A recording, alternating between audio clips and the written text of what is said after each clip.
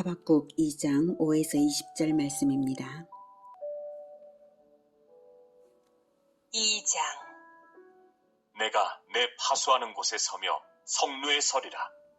그가 내게 무엇이라 말씀하실는지 기다리고 바라보며 나의 질문에 대하여 어떻게 대답하실는지 보리라 하였더니 여호와께서 내게 대답하여 이르시되 너는 이 묵시를 기록하여 판에 명백히 새기되 달려가면서도 읽을 수 있게 하라. 이 묵시는 정한 때가 있나니 그 종말이 속히 이르겠고 결코 거짓되지 아니하리라. 비록 더딜지라도 기다리라. 지체되지 않고 반드시 응하리라. 보라, 그의 마음은 교만하며 그 속에서 정직하지 못하나 의인은 그의 믿음으로 말미암아 살리라. 그는 술을 즐기며 거짓되고 교만하여 가만히 있지 아니하고 스올처럼 자기의 욕심을 넓히며 또 그는 사망 같아서 족한 줄을 모르고 자기에게로 여러 나라를 모으며 여러 백성을 모으나니 그 무리가 다 속담으로 그를 평론하며 조롱하는 시로 그를 풍자하지 않겠느냐. 곧 이르기를 화 있을진저 자기 소유 아닌 것을 모으는 자여 언제까지 이르겠느냐. 볼모 잡은 것으로 무겁게 짐진 자여 너를 억누를 자들이 갑자기 일어나지 않겠느냐. 너를 괴롭힐 자들이 깨어나지 않겠느냐. 내가 그들에게 노략을 당하지 않겠느냐. 내가 여러 나라를 노략하였으므로 그 모든 민족의 남은 자가 너를 노략하리니 이는 내가 사람의 피를 흘렸으며 또 땅과 성읍과 그 안의 모든 주민에게 강포를 행하였음이니라. 사랑하는 형제 여러분, 2월 24일 금요일 새벽 목상에 오신 것을 환영합니다. 하박국은 타락하고 패악하며 또 백성들을 착취하는 남유다의 집권층에 대해서 공의 하나님께서 왜 공의를 행하시지 않는지를 물었고요. 하나님은 바벨론을 일으켜서 심판하겠노라고 응답하셨습니다. 그래서 하박국은 다시 묻기를 왜 악한 자가 자기보다 의로운 자를 치게 하시냐 물었고요. 예루살렘의 파수꾼처럼 응답을 기다렸습니다. 이에 하나님께서는 정한 때가 있어서 믿음으로 언약을 지키는 사람들은 그때를 기다리며 구원을 받겠지만 교만하고 부정직한 자는 살지 못할 것임을 알리셨습니다. 그러므로 그 정한 때에 심판하시겠다는 계시를 판에 새겨서 달려가는 자가 읽게 하라고 하셨습니다. 이 계시를 믿는 자는 달려가서 전파를 할 것이고요. 믿지 않는 자는 심판을 당하게 될 것입니다. 믿는 자는 그 믿음으로 말미암아 살리라고 하셨습니다. 이제 오늘 본문은 5절부터죠. 5절. 그는 술을 즐기며 거짓되고 교만하여 가만히 있지 아니하고 스올처럼 자기의 욕심을 넓히며 또 그는 사망 같아서 족한 줄을 모르고 자기에게로 여러 나라를 모으며 여러 백성을 모으나니. 네. 오만 방자해진 바벨론이 무절제하고 탐욕스럽고 쉴 새 없이 다른 나라들을 침략함으로 결국 멸망으로 달려가게 될 것이라는 뜻입니다.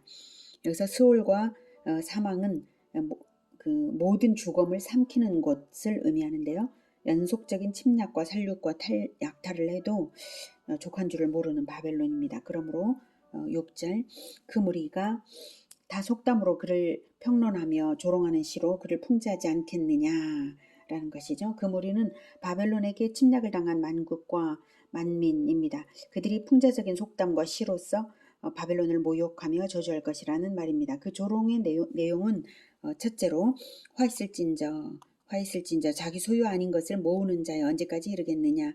볼모 잡은 것으로 무겁게 짐진 자여 너를 억누를 자들이 갑자기 일어나지 않겠느냐. 너를 괴롭힐 자들이 깨어나지 않겠느냐. 내가 그들에게 노략을 당하지 않겠느냐. 내가 여러 나라를 노략하였으므로 그 모든 민족의 남은 자가 너를 노략하리니 이는 내가 사람의 피를 흘렸음이요 또 땅과 성읍과 그 안의 모든 주민에게 강포를 행하였음이니라. 네. 바벨론이 많은 나라들에게 포로를 잡아갔지만 그것은 마치 무거운 채무를 스스로 진 것과 같은 꼴이 되어서 결국 그 대가를 치르게 된다는 것입니다. 노략을 했으니 다시 그들에게서 노략당하게 되는 것이죠. 피를 흘렸으니 자기 피도 흘리게 되는 것입니다. 이사야 33장 1절에는 이렇게 쓰고 있습니다. 너 학대를 당하지 아니하고도 학대하며 속이고도 속임을 당하지 아니하는 자여 화 있을진저 네가 학대하기를 그치면 네가 학대를 당할 것이며 네가 속이기를 그치면 사람이 너를 속이리라. 네, 그래서 행한 대로 갚아주시는 하나님께서 반드시 그 행한 대로 갚으시는 것입니다. 실제로 바벨론 제국은 주전 519년에 그들이 노략을 일삼던 메대와 바사 연합군에 의해서 멸망하게 됩니다. 네, 9절부터는 바벨론에 대한 두 번째 저주입니다.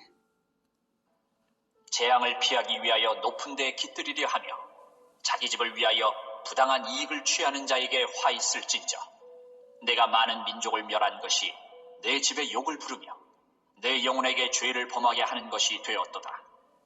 담에서 돌이 부르짖고 집에서 들보가 응답하리라. 네, 독수리가 외부의 공격을 피하기 위해서 높은 절벽 위에 둥지를 만드는 것처럼 바벨론이 주변 국가들로부터 약탈한 재물을 쌓아두고 높고 튼튼한 성을 건설했지만 오히려 그것으로 인해 자기 생명을 잃게 되었다는 것입니다. 내 영혼에게 죄를 범하게 한다라는 말은 영혼은 생명으로도 번역이 되거든요. 그래서 내 생명에 해롭게 한 것이다. 그게 즉 내 생명을 잃게 되었다라고 번역이 됩니다. 11절 담에서 돌이 부르짖고 집에서 들보가 응답하리라 하는 것은 생명을 갖지 않은 물체들조차도 바벨론의 죄악을 고발하게 된다는 뜻입니다. 바벨론의 성벽과 신전과 궁궐들은 포로들의 피와 눈물로 건설되었기에 돌과 들보는 포로들의 피와 눈물의 증인이라 할 만합니다. 또한 돌과 들보는 그 자체로도 다른 나라들로부터 약탈한 재물들일 것이므로 또한 바벨론의 죄악을 폭로하는 증거가 됩니다. 한편 이 예언은 벨사살 왕에게 나타난 그 벽의 글자에서 문자적으로 성취된 것으로 보기도 합니다. 벨사살 왕이 다니엘 5장에 보면 벨사살 왕이 이제 벽에 손가락들이 나타나서 벽에 글자를 쓰는 것을 본 일이 있죠.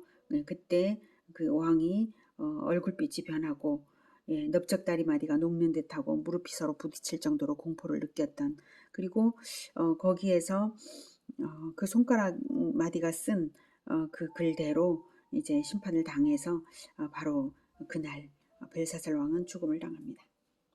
자, 다음은 세 번째 저주입니다. 12절부터. 피로 성읍을 건설하며 불의로 성을 건축하는 자에게 화 있을진저 민족들이 불탈 것으로 수고하는 것과 나라들이 헛된 일로 피곤하게 되는 것이 만군의 여호와께로 말미암음이 아니냐. 이는 물이 바다를 덮음같이 여호와의 영광을 인정하는 것이 세상에 가득함이니라.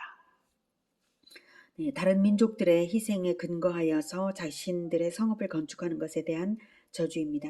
그래서 피와 불의는 바벨론이 자행한 살육과 압제를 의미하고요.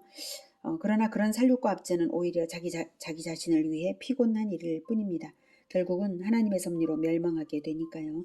하나님의 손에 제국의 흥망성쇠도 달려 있는 것입니다. 그렇게 교만한 바벨론을 순식간에 멸망하게 하시는 이유는 천하에 하나님의 영광을 드러내시기 위해서입니다. 14절 이는 물이 바다를 덮음같이 여호와의 영광을 인정하는 것이 세상에 가득함이니라. 네, 물이 바다 덮음같이는 충만함을 강조하여서 나타내는 관용구이고요. 이 구절은 이사야 11장 9절에서도 유래되었는데요. 내 거룩한 산 모든 곳에서 해됨도 없고 상함도 없을 것이니 이는 물이 바다를 덮음같이 여호와를 아는 지식이 세상에 충만할 것임이니라. 이렇게 이제 지식으로 말씀을 이제 하셨던 바가 있는데 이제 이것이 영광으로 이제 바뀌었습니다. 진정 하나님의 영광은 교만한 자의 멸망과 동시에 하나님을 아는 자들이 세상에 가득함으로 인해서 하나님의 영광이 되는 그것입니다. 15절부터는 바벨론에 대한 네 번째 저주입니다.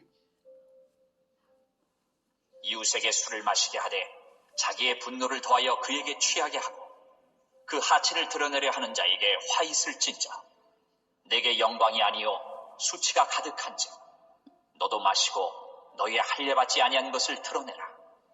여호와의 오른손의 잔이 내게로 돌아올 것이라. 더러운 욕이 내 영광을 가리리라. 이는 내가 레바논의 강포를 행한 것과 짐승을 죽인 것, 곧 사람의 피를 흘리며 땅과 성읍과 그 안의 모든 주민에게 강포를 행한 것이 내게로 돌아오리라. 바벨론의 부도덕과 악행으로 인한 저주입니다. 속국들에게 폐역과 탐심의 죄악들을 강력하게 전염시켜서 멸망의 길로 가게 만든 결과를 말하고 있습니다.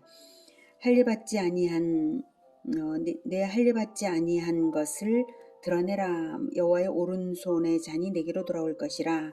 이 말씀은 할례한 하체를 드러내는 것도 수치인데 할례 없는 하체를 드러내는 것은 더욱 수치스러운 것이죠. 속국들보다 더욱 수치를 당하게 된다는 것이고요. 여호와의 오른손은 아무도 거역할 수 없는 권능을 의미하는데요. 하나님의 심판과 진노가 거역할 수 없는 권능으로 행해짐으로써 바벨론의 영광은 사라지고 극도의 수치를 당하게 될 것이라는 말씀입니다. 17에 이는 내가 레바논에 강포를 행한 것 등으로 인해 그렇게 된다는 것인데요. 이때 레바논을 포함한 팔레스틴 전 지역에서 살육과 약탈을 한 것에 대해 갚아주시겠노라는 말씀입니다. 또 짐승을 죽인 것은 레바논이 팔레스틴을 의미하는 것과 같이 일관성 있게 짐승들은 팔레스틴의 주민들을 의미하는 것으로 봅니다. 이제 18절부터는 5번째 저주입니다. 새긴 우상은 그 새겨 만든 자에게 무엇이 유익하겠느냐? 부어 만든 우상은 거짓 스승이라. 만든 자가 이 말하지 못하는 우상을 의지하니 무엇이 유익하겠느냐? 나무에게 깨라 하며 말하지 못하는 돌에게 일어나라 하는 자에게 화 있을진저 그것이 교훈을 베풀겠느냐? 보라, 이는 금과 은으로 입힌 것인즉 그 속에는 생기가 도무지 없느니라. 오직 여호와는 그 성전에 계시니 온 땅은 그 앞에서 잠잠할지니라 하시니라. 우상 숭배로 인하여서 저주하시는 것입니다. 말하지도 못하고 깨지도 못하는 우상에게 금과 은으로 입힌들 교훈을 베풀지 못하니 생기도 없고 헛된 것입니다. 그러므로 우리는 오직 교훈을 베푸시며 말씀하시는 살아계신 여호와 하나님만을 섬겨야 할 것입니다. 하나님은 법도를 베푸시며 우리를 그분의 성전으로 삼으사 우리와 거주하시는 분이십니다. 20절에 오직 여호와는 그 성전에 계시니 온 땅은 그 앞에서 잠잠할지니라 하시니라. 이렇게 교훈을 받는 우리는 하나님이 함께 계시는 성전이고요. 온 땅은 그 앞에서 잠잠해야 할 대상입니다. 구약 이스라엘 선민들이 바로 성전을 가지고 있었고 또한 하나님의 교훈을 가지고 있었습니다. 그럼에도 불구하고 그 하나님의 교훈을 받지도 않고 성전마저도 강도의 소굴이 되게 만들어버렸죠. 그러니 구약 이스라엘 가운데에서도 올바르게 교훈을 받지 않는 자들은 결국 바벨론과 동일한 심판을 받게 될 것입니다. 하나님의 교훈을 받는 자들은 바벨론이 받는 저주와 무관하죠. 온 땅 역시 바벨론에서 빠져나와 여호와께로 나와야 할 것입니다. 오직 여호와의 교훈을 받아서 그 법도대로 살아가는 인생들 되시기를 기원합니다. 기도하겠습니다. 은혜가 충만하신 하나님, 우리에게 말씀의 법도를 가르치시고 말씀이신 예수 그리스도를 보내어 주셔서 그 법도대로의 삶이 어떠한 것인지를 주셨으니 정말 감사합니다. 오직 우리는 하나님의 교훈을 받아서 잘 지키며 끝까지 우리 주 하나님과 동행하겠습니다. 주님 도와주시옵소서. 세상에 잘 되는 사람들도 있고 잘 되는 나라들도 있지만 더욱 중요한 것은 하나님과 동행함으로써 영원한 축복이 되게 하냐 이것인 줄로 믿습니다. 하나님, 우리가 악한 자들을 따라가지 않고 오직 우리 주 예수님께서 가신 그 길로만 선하게 갈 수 있도록 도와주시옵소서. 예수님의 이름으로 기도드립니다. 아멘. 이어지는 시간은 개인 기도 시간입니다.